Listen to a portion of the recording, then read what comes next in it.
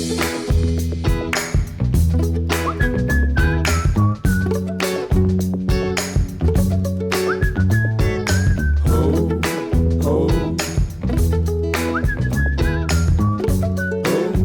to Storycomic Presents, where we interview amazing storytellers and artists. This is episode 273. I'm your host, Barney Smith of Storycomic.com. We're excited to have back with us the acclaimed and celebrated comic creator of Avalon, Brandon Starocci. Hello, how you doing? Good. How are you doing, Brandon? Good. I like the intro there too. See, yeah. So I had to put in the welcome back part because this is your second time here on the show. So yeah, it is. Yeah, it just flew by. Yeah, I know. Just seems like we chatted yesterday. See, I know, right? It just went by. Yeah. So you're here to talk about your latest Kickstarter, which is you're continuing on your series of Avalon, and this is you're actually doing as a big a bulk of Avalon issues 1 through 5. Someone can actually get issues 1 through 5 with this new Kickstarter. Yeah, the idea is we're kind of doing a duo one. Issues 4 and 5 will be the new ones that come out, but obviously we're gonna have to throw those catch-up tiers for a lot of people who are seeing us for the first time. And we are also looking at, because we just have a catch-up PDF file or a pledge for right now. We're looking to actually make the physical ones where you can get 1 through 5 in physical form, because I know, even myself included, I know a lot of people like it to read in physical form. I'm not a big fan of PDFs, reading them in PDF form, but it's just always better that way. So we're really trying hard to figure it out for this last, I think we're on day 25 days to go. We're going to try and get it in there for people to really get the physical copies of all of them. Right. And I remember, talking in their previous interview when we were talking to us about Avalon, it's a pretty unique take on the post-apocalyptic zombie genre, because you actually add in a lot of real world situations.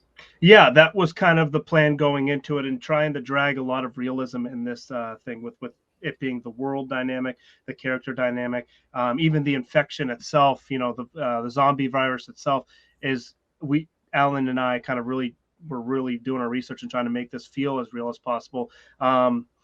Don't know if anytime soon it's going to be in the comic book, but we know what caused it as the writers and all that. So that's the fun part with all that. There is something, I guess, research-wise that we did. It wasn't like, okay, this is happening, this is that, we don't know. You know what I mean? Right. There's really something behind it, which is kind of a cool thing for us. And I guess if you're a fan, a cool thing to hear, I guess. But well, and also too, like the post-apocalyptic zombie thing is more of a backdrop, where the primary theme of the story is family relationships. Yeah, and the mental health aspect of life, and just in dealing with this apocalypse and the physical setbacks that people have to deal with on a day-to-day basis. There's a family member, I won't get into specifics yet, but there's a family member that's dealing with physical issues and has been dealing with physical issues for quite some time now. And now with this apocalypse kind of brewing up right now, they're going to have to deal with it, at face value with this apocalypse. And so it's kind of a lot of things in one. And one thing we really wanted to bring into this is because people deal with day-to-day physical setbacks all the time.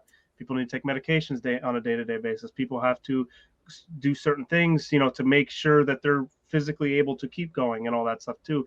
Diabetes is a big thing that people deal with on a day-to-day basis, so we look up a lot of those health things, with all this, with all that, with health problems that, because a lot of those are very high up, so we have, that's the reality of life. So we have to make sure that is implemented in our. For those that want to learn a bit more about what you're talking about with that, what's a good synopsis of the characters and like the initial storyline goes? Yeah, Avalon is a brand new apocalyptic story. You follow the Castle family through this nightmarish journey in their search for everlasting safety. There's a bunch of the oldest brother has been away for a little bit, small town kind of setting, and then the oldest brother Andy is in not a bigger city, but a city, Erie, PA, and he's a police officer there, but he's been gone for a little bit. and he's been dealing with his own issues and that kind of city that we kind of made. Not really like cops in that city. So there's kind of a bunch of things on his story end that have kept him restricted from his family, and his family's been dealing with a lot of issues and probably could need his help in a time like this. And then kind of boom, you get hit with an apocalypse. So it's just kind of, can they link up? Can they stay together? And can they stay alive together? So that's kind of the scoop. And so how many issues have you already written out so far? That are fully written out, done, are 6. We are working on season 2 right now. Callie and I, adding her to the team and all that stuff too. We're scoping out the season, and we actually changed our writing style a little bit. I changed it and kind of evolved a little bit, and having Callie a part of it as well, it helped that process move a lot quicker. So this is going to be done here as soon as we start, like the writing with the dialogue and all that stuff too. It's basically written in a format with bullet points and knowing what we're doing. All we need to add is really the dialogue to it, and that's going to be quick. So, and then I guess to kind of further go on with that as well. So, and there's about 4 or 5 arcs in my head that we want to at least get out before we even think about the end. And so you did mention Callie. So she's new to the Avalon team. Yes. She is going to be. She helped with a little bit of issues 4, 5, and 6, and she's going to be a big part of season 2. She kind of edited around with the last couple of issues here to make it flow a little better, and then season 2 she'll have a big impact with, as well as in the writing room. I mean, and so how much of you, as being the creator of the comic, how much do you kind of give Callie some breathing room to say, write what you want? How does that situation work for you?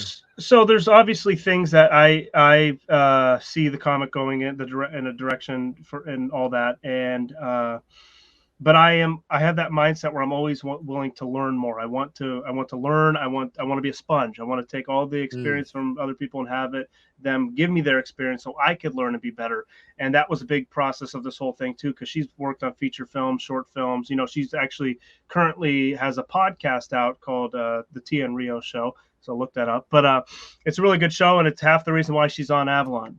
So she does a really good job with all that stuff and character development and breaking down characters and mental health and kind of beating down characters in a stressful situation. It helps the story of Avalon because season 2 really focuses on a lot of that aspect of storytelling for us. So it's gonna be fun. At what point, as you're writing out the script, are you in control of the characters, or do you, as you're writing it out, do they kind of end up doing things that you weren't planning on them doing?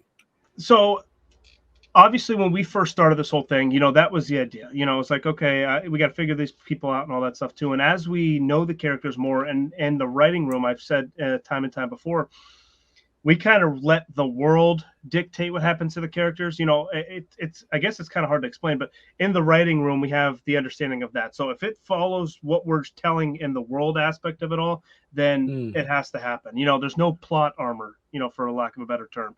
No plot armor for any character. It's, if they make a dumb decision and fate kind of dictates that and we're at a crossroad, that's what it is. It's not like we're like, okay, look, we have to make this character live through the season because of this happening. No, if they make it a stupid decision and all that stuff, that fate dictates what happens at that point. But that's kind of the idea, or the kind of the message in the writing room that we have for each other. Okay, that's pretty cool.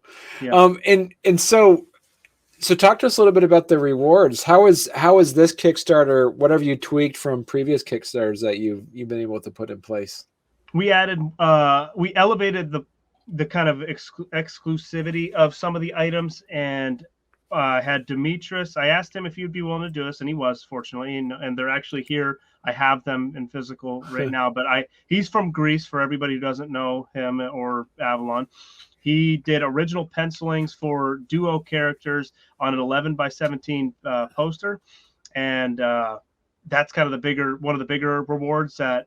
And he shipped them over. I have them. Like I said, that's one of the bigger rewards. It's a 1 of 1. We're going to get a little card thing, like a certificate for it to kind of show that it's a 1 of 1 deal. And the other one we had, which actually just sold yesterday, was a custom, like you could put yourself in the artwork of Avalon. Like Demetrius is going to make a custom character for whoever got it, which it is gone, of themselves in an action shot in the world of Avalon, like that art style, like the black and white and blood and fighting off some infected. So that was kind of a cool thing that actually Callie came up with the permission of Demetrius, because he's going to be the one doing it, right? So Right. and he did say yes, and there it is. That was one of our big things, but kind of bringing those kind of cool things in and making, I'm a big exclusive person. I like exclusive kind of material, and there's a lot of opportunities of getting it. So Right. and so another, what's the goodie bag? Talk to us about the goodie bag. so the goodie bag is just a very simple thing. You get issues 1 through 5 digital form, so it's basically like a catch-up if you're a catch-up newcomer, and you want all of them, and then you get the physical form of issues 4 and 5, and that includes the standard and the variant covers. So the variant covers aren't done yet, but they're going to be done soon. I'll give you kind of like an idea of what they're going to look like. It's going to be a double cover kind of spread. So it's going to look, if you put them side to side, it's going to look like one big poster, right? Oh, cool. And it basically, the idea of it is one of the characters ascending and one of the characters is descending based on the storyline given and all that stuff too.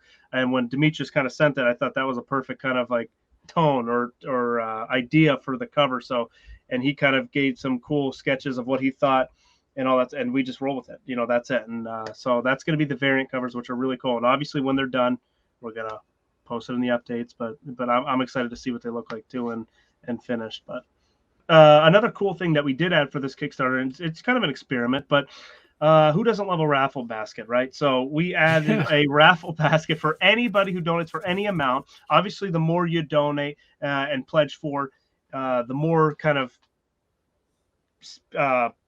slots you get your name put on, right? So we're doing a spin wheel, so everybody who gets a pledge will get their name on a part of the wheel, and then at the end you're getting a whole wheel basket of things. So I actually just got the sack that we're going to be putting it in today. I'm going to probably put an update on the Kickstarter here. It's downstairs. Nice. Otherwise I'd grab it and show you. But it's going to come through 1 through 5 physical form. Every single variant that there was so basically it'll be from issues 2 to 5. All of it's going to be signed. You're going to get some exclusive posters with it as well. Posters that were exclusive to Kickstarters in the past are going to be in here as well, like the Christmas cover, the Christmas card, and the undead Santa kind of thing, and more. There's going to be a lot of cool little knick-knack things in the bag as well. So, and all you got to do is just any pledge, just put your name on the hat. What I mean? You could pledge $1, whatever. Right. Tell your friends and all that. But obviously, again, the more you pledge, the more slots you have your name on, which is kind of a cool thing. That's pretty cool. And as you talked about some of those bundles where you just mentioned before, like they get all the issues with some of the signed physical ones, and then also all of and then just like the actual a sketch as well. Yeah. Yeah, which is again, it's 11 by 17. It's the size of a small poster. It's going to be framed and all that. They look great. Well, which is amazing too, if you think about it, that's a really good deal for an actual original artwork from an artist. Yeah, so, well, it really is, and and even if you go to cons and all that stuff too, you see that the prices are outrageous. You know what I mean? Right. It's great work, but you're like, man, I got a whole con to kind of spend on here. I can't buy this. It's a cool piece of art, but I can't afford it. But with this kind of thing, it's not a con. You're not looking at 500 different artists and all that stuff too. The art is great. It's an original art piece. It's signed by Demetrius. So it's and again, it's all the way from Greece. It's a one of one. It's going to be a very rare occasion that stuff like this happens. It's not like he's right down the street here and I can knock on his door and be like, hey, I need an original art piece here. So right. It's a little harder to get here, but it's kind of a cool thing. Right. No, it's an amazing deal for those that are paying attention. That it's a really good deal to get that. There's a level of advocacy that you and your writers are kind of putting into this too. Do you want to talk a little bit about some of that, the advocacy pieces that you're doing with Avalon?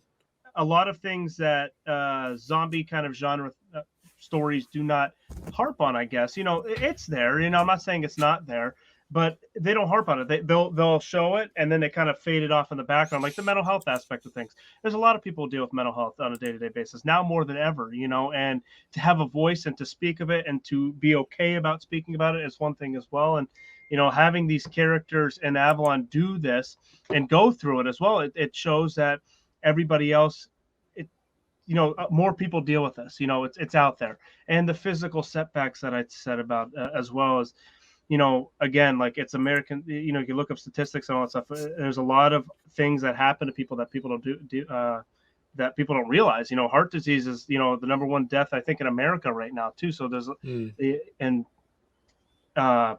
diabetes is out there. There's cancers out there that people deal with, and those are really, hard things to deal with, as if somebody in your family or friends has something like that as well. But it's the reality of it. You know what I'm saying? So, and to bring that in there, and to have anybody pick this comic book up and relate to it, that's kind of the main goal to this whole thing. Is as we grow to know more characters that come on, the story here, because there's a destination they're going to. So once they get there, there's going to be more characters that you meet, and the more characters you meet, there's more opportunity for more people to go, oh, I can relate to this person, or I relate to that person because of this, and that.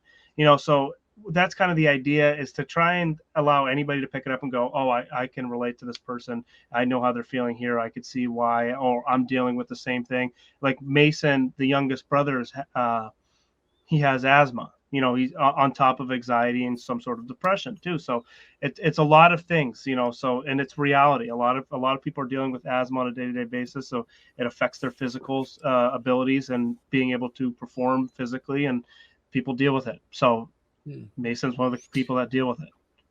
Right. And so how much did COVID have an impact on either an inspirational aspect of it or a response to creating this world? Yeah, it makes it a little more easier for us, because people dealt with it. People lived through it. Right. People understand it, saw how people were in that kind of instance. So it helps our writing aspect, because now people can go, oh, okay, I guess that is believable, because, they saw it with how people reacted in COVID. The story of Avalon is a little bit more elevated because people are actually attacking and eating each other more. But so to kind of throw that aspect into it, it makes it a little more believable with having the whole world kind of deal with COVID. They've all seen it. You watch the news, you saw how what was going on. But in that way, it helped. But no real inspiration per se that we didn't already have before COVID. It just makes it easier to explain to others that this does happen because of X, Y, and Z. Because look, this happened when we had COVID and people weren't eating each other. You know what I'm saying? So it's kind of like that. Did you have this story in mind pre-COVID, or is this came because of COVID? No, this is a pre-COVID. This happened. This story kind of was born when I was a senior in high school, and it kind of got put in the grave. And then I met Alan, and that's when we kind of joined it together and figured out what kind of ideas that we were going to bring to this, and that's what really birthed Avalon. The title and the idea, and further and all that. How does it work when you have like two other writers that are with you, and how does this relationship get created, and at what point do you have like a Discord channel? How do you guys banter? How do you all work together, and how do you set it up as like time frames and timelines and schedules and things like that? Alan is basically, his role was to help me in getting Avalon out there, right? He had a little bit of a background in kind of creative writing and all that stuff. He did that with music and a band he was in the past as well. So he kind of applied all that stuff into the writing aspect. And as time went on, he realized that it's a little more similar than he thought it would be. And that's kind of what it kind of led into. And now he's taken he's not by forever, but he's, a small hiatus, right? And he's focusing on other aspects of the whole 1282 brand that we have that's put on the title or on the cover of Avalon. So it's kind of a big production that we're working on. We're working on different aspects of everything. So having Callie a part of it as well, fortunately, she lives here in Erie as well. So it's a little easier to do that. We arrange calls, at least once a week to kind of talk about things and see what we want to do, and have documents of what we're doing and etc. But having her too part of season 2, it helps, and it brings a new approach to it too. And I thought after the fact and all that, when Alan took the hiatus and Avalon and trying to work on other aspects of the business, it actually brings a cool approach to it, because although I'm the creator and writer of Avalon, I will be there till the beginning and to the end. It'll be cool to have Alan in the beginning there, and then it'll still have that tried and true kind of feeling to it, but with a different flavor as well. You know what I'm saying? With Callie's flavor that kind of brings in the writing style and all that. So it'd be cool. So Right. basically it's just me and her kind of talking about it for the most part of season 2 and all that. But again, just easy conversations. You know, we plan about at least once a week. Right. And do you see this with Callie coming on? Are you looking at perhaps creating some more like adjacent titles to the Avalon universe that you've kind of created, and maybe having different artists and writers as well? So yeah, there is a big goal eventually. I think the main goal right now is obviously get traction behind Avalon, get a big fan, a tried and true fan base that wants to be here and that's excited for the next issue. That's the goal, to kind of get eyes on it. There are definitely huge plans to kind of expand the world, to, prequels, side stories, and all that stuff that fit in this world of Avalon that we're creating here today. And there's a lot of projects that that are kind of in the back seat right now that I plan on working towards too. But it's really just trying to get Avalon grounded first, and then all that other stuff kind of follows it, which Right. it's going to be fun. Like I said, there's a thing that we're working on too, that once Avalon gets its traction, it's going to kind of come out around during parallel with it. So it's going to be a fun kind of direction and all Yeah. that. Yeah, I'm excited for it. And I love, as you're talking about it, and just reading some of the stories, I love how you've been able to do this character development aspect of it, of just making sure everybody has their own challenges that they're facing at the same Mhm. time. What advice would you give to comic creators or artists or writers that are looking to kind of get to comic, but they can't seem to get their main protagonist or some of their protagonists or characters to seem believable enough? Yeah, my biggest thing is because I didn't want to go out of my comfort zone. That's why, Mm, again, it takes place in Erie. A lot of this story is very close to me. I have 2 brothers myself, so hence, okay, there's 3 brothers in this story, and all that. So it's just really trying to keep this as close to you as possible. Don't try to stretch out of something that you have no idea how to, do. This is true to me. I love the zombie genre. I've been watching it my whole life. A lot of these things are true to me. A lot of the problems I've seen with family, I've seen with friends as well. A lot of that gets implemented in here, which brings the realism as well that we really kind of market towards this whole thing. And then just keep doing it. And kind of the third thing, I guess, is form a team, a mm. trustworthy team that you guys can piggyback off each other and help each other out and bring each other up, keep each other on track and all that. So I would say the top 3 things is keep it true to you, keep going, and have a good team around you, and always be willing to learn. You could always learn more. Right. And so what have you learned about that? How have you seen issue 5 grow as compared to, say, issue number 1? Oh, it's crazy. It's just not being stubborn to the idea of, again, learning. The fact that we almost produced a crappy issue 1, way back then, way before it even was published. And Alan and I kind of looked at it again. We're like, "Wait, this sucks." So we pulled it back, and fortunately we did, because we grew that issue up to about 3 issues that you see right now. The issues that are out in public right now was basically all jumbled up into 24 pages in the original issue 1, which was horrible. So, and again, just kind of learning through the ropes and kind of just grinding, trying to figure out ways of making it feel real. We, like Alan and I, we would always sit here and do table reads, make sure the dialogue sounded, like it real. We didn't want it to sound stiff and stupid, and it's just really just trying to always learn something, not be complacent with the character development, the writing, and everything else that comes with it. It's just always trying to do better and sticking tried and true to the small things. I think table reads, even for a comic book, is important. Make sure that the dialogue flows right, that a real person would say this, not like sometimes with books, you're like reading like a robot, make it sound real. People don't talk like, they use slang, they use things like that. So just stuff, I don't know, just be willing, have an open mind. Okay. So the idea is to kind of send a survey out, and at the end of all this, and see if somebody wants to have it all kind of with one, because when this is done, issue 4 will be released to the public after we get that and all that. So I was gonna put a survey out there. If somebody wants to get their issue 4 first before everybody else, we're going to send the issue 4s individually out. And then once issue 5 is done, they'll get the rest of it. They'll get the posters, all the goody stuff, right? Or vice versa, whatever it is.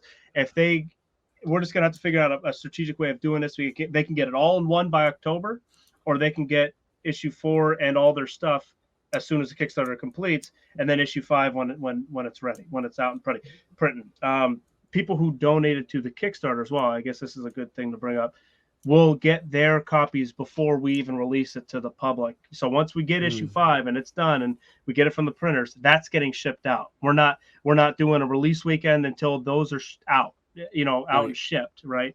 And as soon as they're shipped, then we're going to kind of like, okay, this, maybe it'll come out a week or 2 later, for the rest of the public. So it's kind of like a first early access kind of deal, I guess. Are you doing this as like offset printing, or this is a print on demand situation that you're getting together on this? Yeah, this will be, it'll be an offset thing because we have to wait for the art to kind of get finished with issue 5. So issue 4 is going to be done relatively soon here. It's going to be done before the Kickstarter is going to be done. And then as soon as that's done, and again, we print those out, we get them in hand. We're shipping those issue 4s out if they want them, or if they just want me to hold on to them so they can get all of it at once, whatever. It's up to the person, whoever wants it. And then we can get those out, all that. And then when he's done with issue 5, which will be done by October, and then we get those out as well. So it'll be kind of separate. It won't be all in one. Right. Because you're using one artist for all this, then he basically can only do like 2 issues a year at a solid pace. So we're trying to figure out what the best way of doing this is because obviously time is money, right? So right. And obviously you have to find a good flow with everything, and he does it in a timely fashion. Obviously, I didn't just say, okay, you need these 2 done by October. I had to have a conversation with him first and be like, hey, is this good? Is this a good time frame? What's a good time frame? What do you think? And so that's that. We kind of had a conversation back and forth with the whole thing, and he was okay. He said by October should be definitely good enough.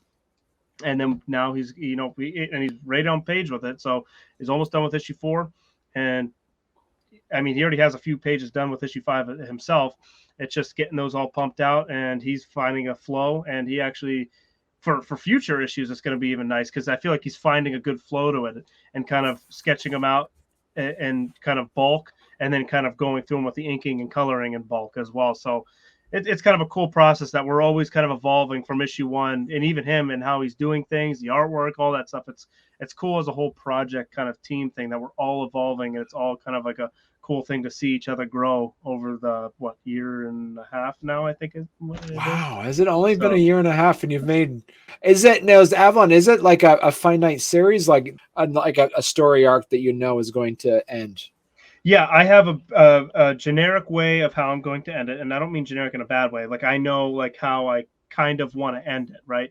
Mm-hmm. And but there's many arcs in between that. So, and what I've learned from issue 1, that crappy issue 1, is a lot of things you could just grab and stretch it out and let things breathe, right?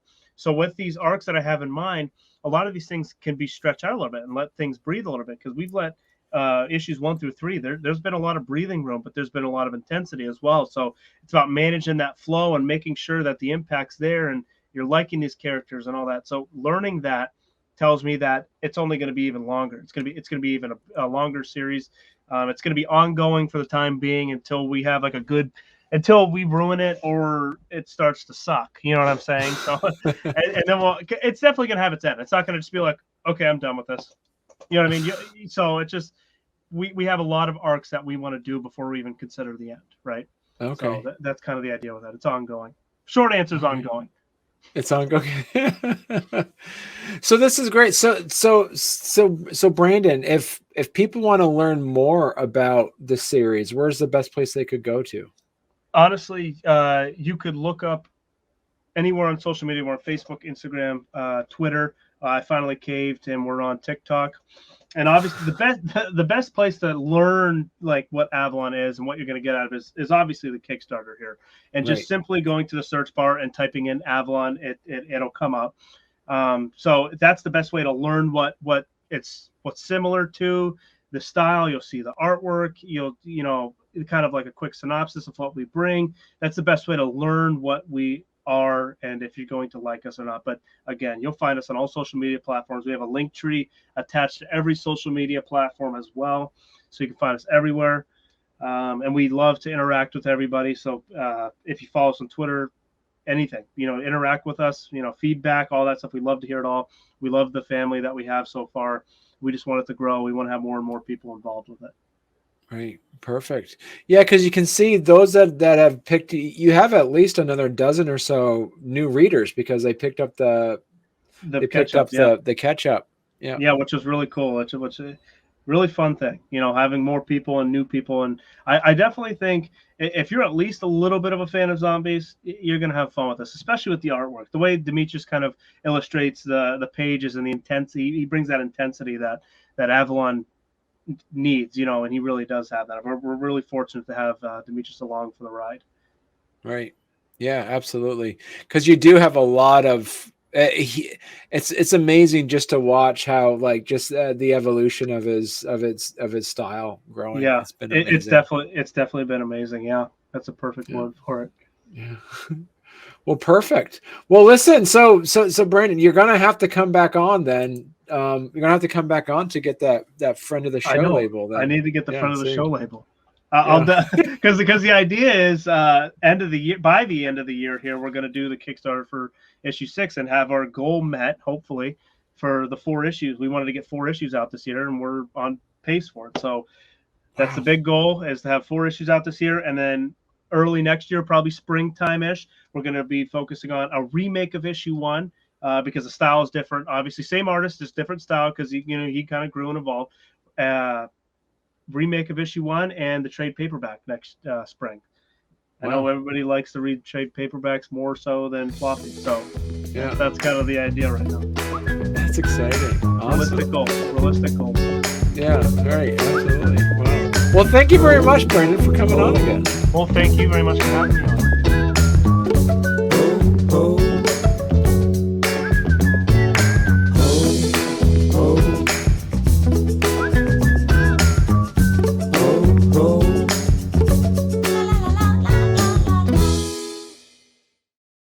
The family is in a rural. How do you say that word? Can't say the word. Rural. Yeah, everybody gets it. Is in kind of like that kind of a setting.